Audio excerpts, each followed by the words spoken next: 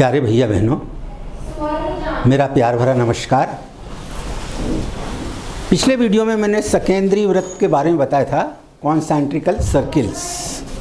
ऐसे दो वृत्त जिनका केंद्र एक ही होता है सकेंद्री वृत्त कहलाते हैं। उस पर आधारित प्रश्न है आपका एक, दो सकेंद्री वृत्तों में से बाह्य वृत्त की त्रिज्या 5 सेंटीमीटर है। ये बाह्य वृत्त कौन सा बन रहा है? इसमें दो वृत्त, एक अंदर और एक बाहर। इसकी त्रिज्या O से Q तक 5 सेंटीमीटर है, ये दिया है प्रश्न में ना। एवं इसकी एक 8 सेंटीमीटर लंबी जीवा अंतः जीवा की स्पर्श रेखा है। अंतः वृत्त की होना चाहिए यहाँ पे, ये प्रश्न में प्रिंट में अंतः वृत्त की जीवा। तो ये क्या है? अंतः वृत्त की अंतः जीवा की स्पर्श रेखा है। अच्छा, लंबी जीवा अंतः जीवा की स्पर्श रेखा है। अंतः जीवा कौन सी है? ये इसकी स्पर्श रेखा है। तो अंतः वृत्त की त्रिज्या बताइए, जो अंदर वाला वृत्त है इसकी त्रिज्या कहाँ? ये O से ये पॉइंट, O से R पॉइंट, कोई भी पॉइंट को मिलाएं तो ये सभी बराबर होंगे। फिर से प्रश्न को एक बार अपन देखते हैं। दो सकेंद्री वृत्तों में से बाह्य वृत्त बड़ा बन रहा है। कैसे वृत्त हैं? सकेंद्री, इनका केंद्र एक ही है। तो बाह्य वृत्त की त्रिज्या दी हुई है, बड़े वृत्त की त्रिज्या अपने को दी है OQ 5 सेंटीमीटर है एवं इसकी एक 8 सेंटीमीटर लंबी जीवा है, जो कि क्या है? अंतः वृत्त की स्पर्श रेखा है। अंतः वृत्त की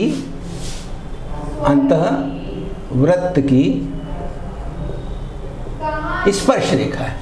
अंतर्वृत्त में जो अंदर बन रहा है। और इसकी लंबाई कितनी दी है? इसकी लंबाई दी 8 सेंटीमीटर। जीवा किसकी है? ये जो 8 सेंटीमीटर बड़े वृत्त की, बाह्य वृत्त की, और जो अंतःवृत्त को छू रही है, इसलिए स्पर्श रेखा किसकी हो गई? अंतःवृत्त की। ये बात समझ में आई कि नहीं आपके? कि ये जो PQ जो जीवा है, वो जो जीवा है वो किसकी है? बाह्य वृत्त की, बड़े वृत्त की है। और स्पर्श रेखा किसकी है? जो अंतःवृत्त है, छोटा वृत्त है, इसको एक बिंदु पॉइंट R पे टच कर रही, ठीक। और इसकी मेजरमेंट आपको दी है PQ 8 सेंटीमीटर। तो अंतःवृत्त की त्रिज्या बतानी है आपको। छोटा जो वृत्त है इसकी त्रिज्या क्या है? आइए, तो O केंद्र वाले दो सकेंद्री वृत्त, इन दोनों का केंद्र क्या है? O, इस छोटे का भी और इस बड़े का भी। तो O केंद्र वाले दो सकेंद्री वृत्त जिनमें बाह्य वृत्त की जीवा PQ, बाह्य वृत्त की जीवा है PQ, ये कितनी है? 8 सेंटीमीटर PQ। और ये जो जीवा है ये क्या है? अंतर्वृत्त की स्पर्श रेखा है। अंतर्वृत्त को, जो अंदर वृत्त बन रहा है उसको R बिंदु पर टच कर रही है, एक पॉइंट पे, तो स्पर्श रेखा हो गई। तथा बिंदु R पर उसे स्पर्श करती है, इस बिंदु R पर उसको टच कर रही है। बाह्य वृत्त की त्रिज्या OQ 5 सेंटीमीटर दी है प्रश्न में। अब माना अपन ने अंतःवृत्त की त्रिज्या OR, ये OR त्रिज्या है, केंद्र से परिधि तक को मिलाने वाला बिंदु, इसको R सेंटीमीटर मान लें। R is the radius, R for radius, R centimetre है, क्योंकि OR जो है स्पर्श बिंदु R एवं केंद्र को मिलाने वाली त्रिज्या है। तो स्पर्श रेखा जो होती है केंद्र से, स्पर्श रेखा पर जो अपन केंद्र से मिलाते हैं स्पर्श रेखा बिंदु को, तो वो जीवा पर लंब होता है। अतः OR जो होगा लंब किस पे होगा? PQ पे। तो यदि OR PQ पे लंब है तो ये हम कह सकते हैं जो PQ है, PQ OR लंब किस पे है? PQ पे। तो ये जो कोण बना ORQ, ये 90 डिग्री का होगा, क्योंकि समकोण 90 अंश का होता है। चूंकि OR केंद्र O से OR, ये चूंकि OR केंद्र O से बाह्य वृत्त की जीवा PQ पर डाला गया लंब है, इसलिए केंद्र से जीवा पर डाला गया लंब जीवा को क्या करता है, समद्विभाजित करता है। तो जो पी आर है वो आर क्यू के बराबर होगा। आपने प्रमेय पढ़ी ना, केंद्र से जीवा पर डाला गया लंब जीवा को समद्विभाजित करता है।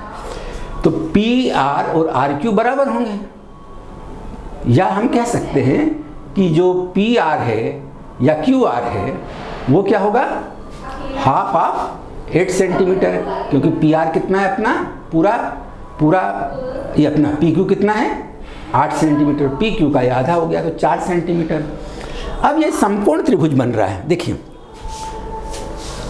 ये त्रिभुज इस चित्र में ओ आर क्यू एक समकोण त्रिभुज है, क्योंकि ये आर पर समकोण है।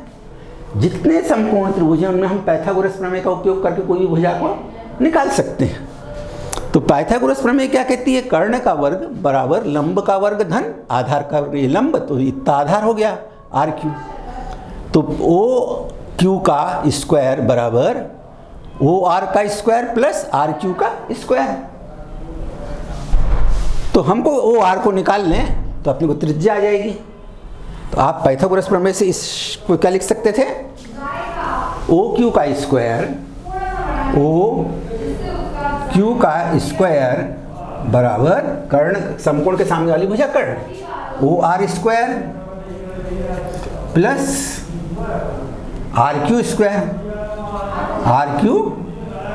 स्क्वायर। हमको निकालना क्या है, ओ आर। हमने पक्षांतरण किया तो O Q square minus R Q square, O Q square minus R Q square. अब ओ क्यू का मान कितना है, ओ क्यू का मान कितना है 5 सेंटीमीटर। तो ये क्या हो जाएगा, इसका 5 सेंटीमीटर का स्क्वायर माइनस आर क्यू कितना है, आर क्यू कितना है, आर क्यू 4 सेंटीमीटर, तो 4 का स्क्वायर, तो 25 माइनस 16 बराबर 9, और 9 का रूट स्क्वायर का आएगा 3। तो ये जो इसकी छोटी वृत्त की त्रिज्या क्या है, r बराबर 3 सेंटीमीटर। आइए बात समझ में।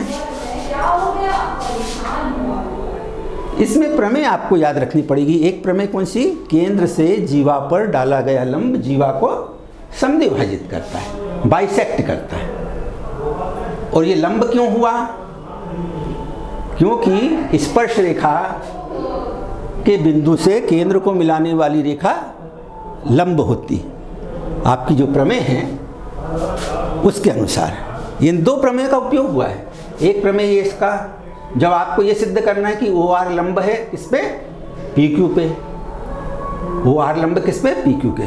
क्योंकि हम जानते हैं कोई भी स्पर्श बिंदु जो है किसी वृत्त का, उसको स्पर्श बिंदु को यदि केंद्र से मिला दें, ये आपने प्रमेय, ये मान लो ये वृत्त है और ये स्पर्श बिंदु है, ये स्पर्श बिंदु है ना, ये एक पॉइंट होगा। इसको यदि केंद्र से मिला दें तो ये रेखा इस पे लंब हो जाती है। ये भी एक प्रमेय आपने पढ़ी होगी। स्पर्श बिंदु को, किसी वृत्त की स्पर्श बिंदु को केंद्र से मिला दें तो वो रेखाखंड स्पर्श रेखा पर लंब होता है। तो इस तरह से हमको जो छोटा वृत्त था उसकी त्रिज्या मालूम हो गई। तो छोटे वृत्त की त्रिज्या कितनी है, 3 सेंटीमीटर। ये प्रश्न यहीं पे समाप्त होता है।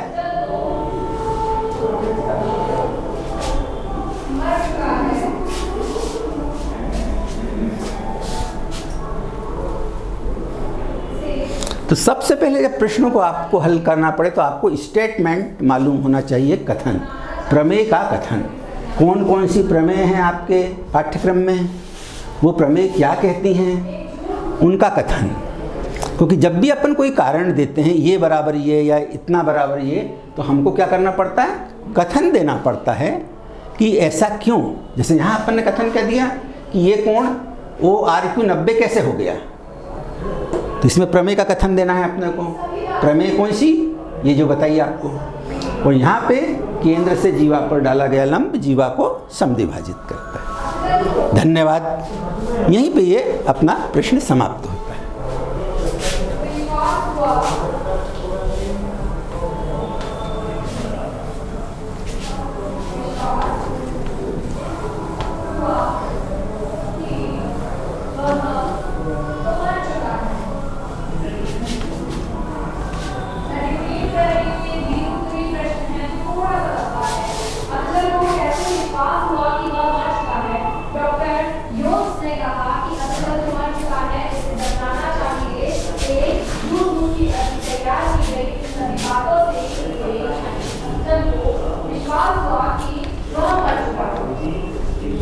आगे कीजिए।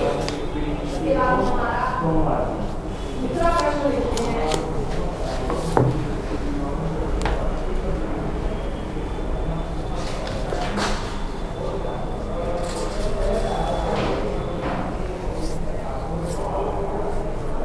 आप वीडियो को पॉज करके लिख सकते हैं क्वेश्चन आंसर।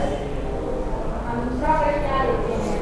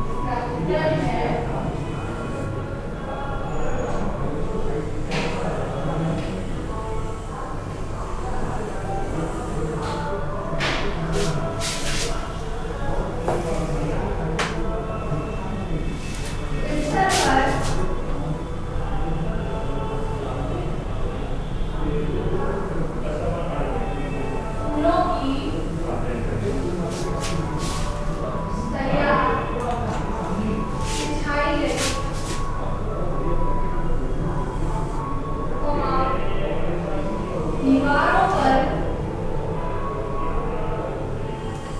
स्वर्गलोक लिखवाया गया, स्वर्गलोक लिखवाया गया, क्या लिखवाया गया? उन्होंने यहाँ पर बताया गया है।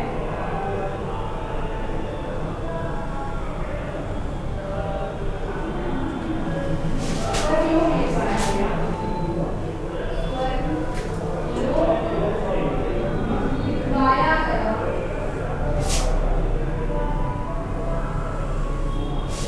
नौकरों को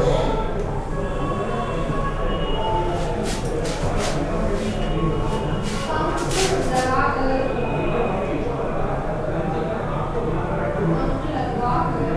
पोशाकें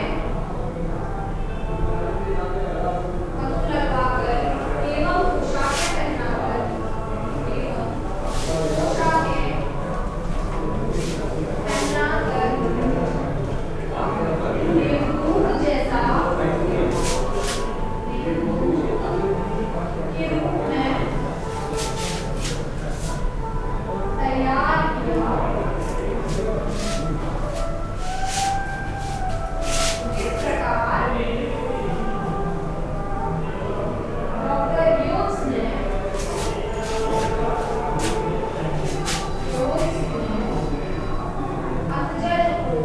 अंचल के कमरे को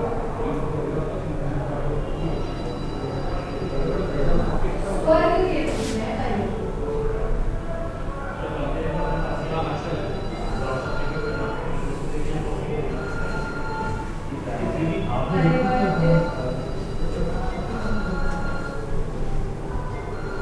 इसे मैं डिकेट करती हूँ। ये भी दीर्घ उत्तरी प्रश्न है। डॉक्टर ह्यूज ने अंचल के कमरे को स्वर्ग के रूप में कैसे परिवर्तित किया? बिस्तर पर फूलों की शैया बिछाई गई, दीवारों पर स्वर्गलोक लिखवाया गया, नौकरों को पंख लगवाकर एवं पोशाकें पहनाकर देवदूत के रूप में तैयार किया। इस प्रकार डॉक्टर ह्यूज ने अंचल के कमरे को स्वर्ग के रूप में परिवर्तित किया। इसके बाद पाठ में दिया गया अभ्यास हल करेंगे।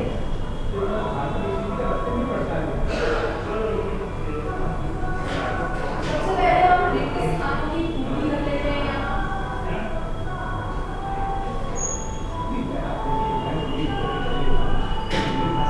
सबसे पहले है रिक्त स्थानों की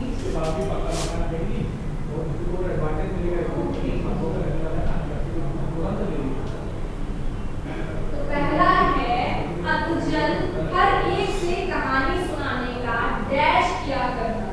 तो मैं जो फिलअप का वर्ड है वो मैं यहाँ लिख देती हूँ।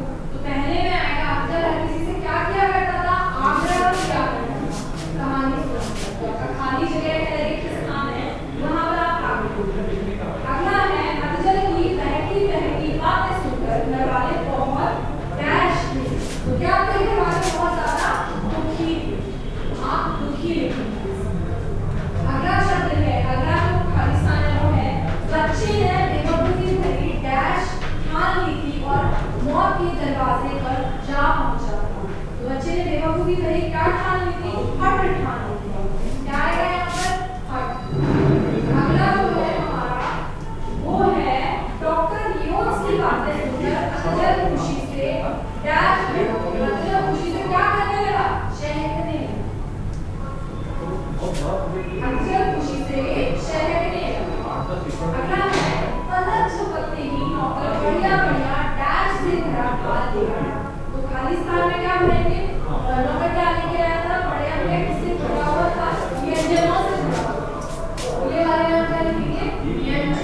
व्यंजन यानी कि पकवान। अगला है मैं डैश में नहीं रहना चाहता, मुझे मेरे घर वापस भेज दो। आंचल ने कहा था और कहाँ नहीं रहना चाहता था वो, खालिस्तान में रहना, स्वर्ग। आंचल ने कहा था मैं स्वर्ग में नहीं रहना चाहता, मुझे मेरे घर वापस भेज दो। इसके साथ में हमें क्या करना है, हमें शब्दों का विग्रह करना है और सही कारक चिन्ह क्या है लगाना है। तो ये हम कर लेते हैं।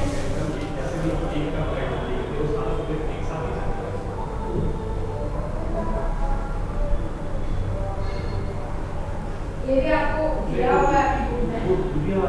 तो पहला एक उदाहरण के तौर पर हमें लिया है रसोई घर। रसोई घर जब आप विग्रह करेंगे तो यहाँ पर आप लिखेंगे रसोई, ये विग्रह ही आपको याद करना है, रसोई के लिए। अगला है विद्यालय।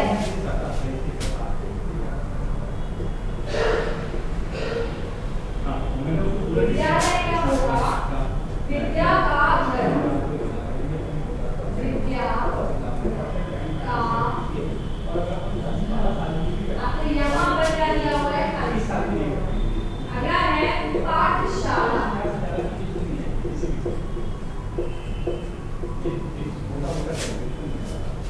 क्या हो जाएगा इसका, पाठ के लिए शाला।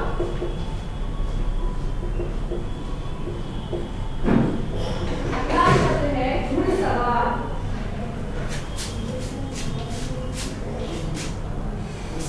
क्या हो जाएगा, घोड़े पर सवार।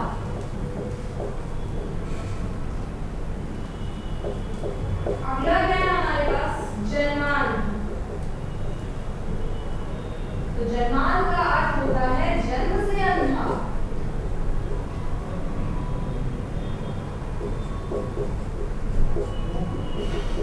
अगला हमारे पास शब्द है राज दरबार। राज दरबार का अर्थ होता है राजा का दरबार।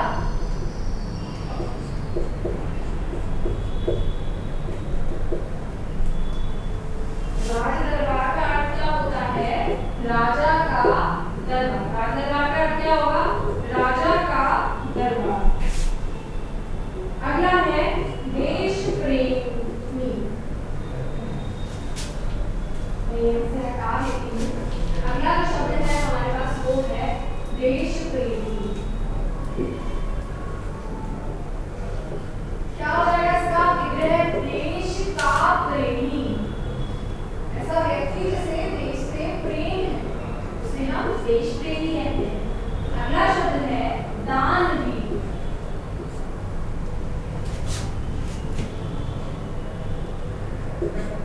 दान का वीर, ऐसा व्यक्ति जो कुछ भी दान कर सकता है, कुछ भी दान करने की शक्ति रखता है। अगला है तुलसी व्रत।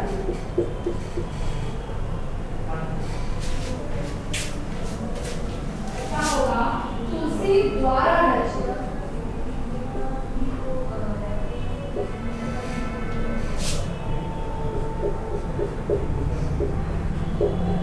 अगला है हमारे पास सभा भवन।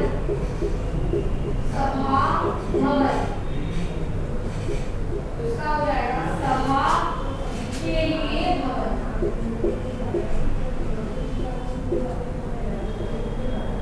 ओके, तो मैं एक बार फिर से रिपीट कर देती हूँ सारे। विद्यालय, विद्यालय हो जाएगा विद्या का घर। दूसरा है पाठशाला। पाठशाला यानी कि पाठ के लिए शाला। अगला है घुड़सवार यानी कि घोड़े पर सवार। अगला है जन्मान। जन्मान का अर्थ होता है जन्म से अंधा। अगला है राज दरबार, इसका अर्थ होता है राजा का दरबार। अगला शब्द है देश प्रेमी यानी कि देश का प्रेमी, ऐसा व्यक्ति जो अपने देश से प्रेम करता है। अगला है दानवीर। दानवीर का अर्थ होता है दान का वीर, या दान करने वाला वीर लिख सकते हैं तो ज्यादा अच्छा होगा।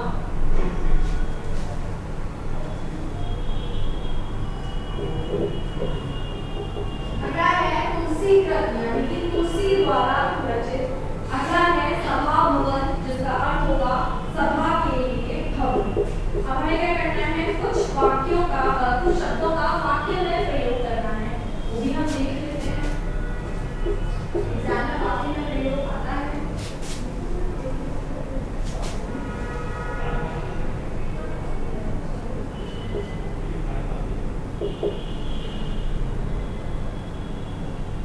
पहला है आराम।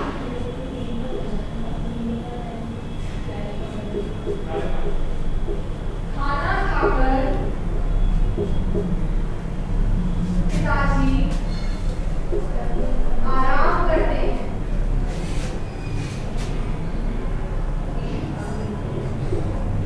खाना खाकर पिताजी आराम करते हैं। अगला है स्वर्ग। स्वर्ग में परियां रहती हैं। आप इन्हें लिखते जाइएगा। अगला शब्द है प्रार्थना। हमें सभी के लिए ईश्वर से या हमें ईश्वर से सभी के लिए प्रार्थना करनी चाहिए। हमें ईश्वर से सभी के लिए प्रार्थना करनी चाहिए।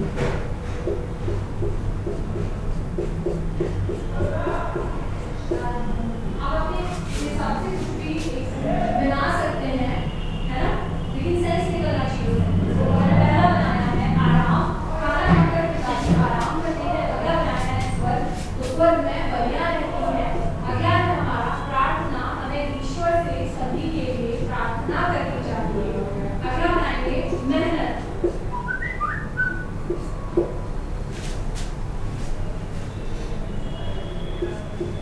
हमें मेहनत से कभी घबराना नहीं चाहिए।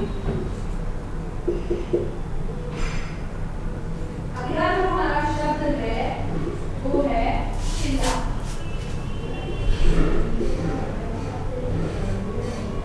तो रामा या रामा या कोई नाम ले सकते हैं। रामा दर्द से चिल्ला रहा था। अगला है हमारा शब्द दुखी। दुखी माँ बाप के बिना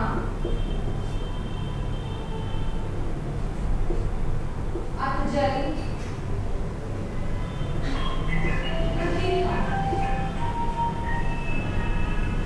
अगला जो हमारे पास शब्द है वो है भगवान। हमें रोज सुबह लिखा दिया। भगवान की पूजा करनी चाहिए।